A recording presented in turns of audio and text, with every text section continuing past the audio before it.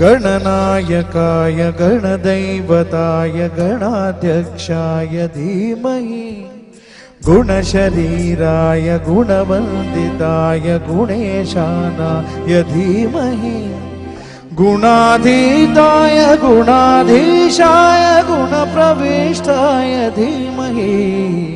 एकदन्ताय वक्रतुण्डाय गौरीतनयाय धीमहि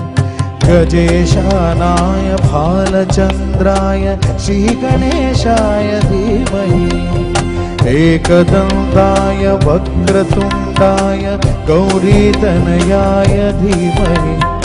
गजेशानाय भालचन्द्राय श्रीगणेशाय धीमहि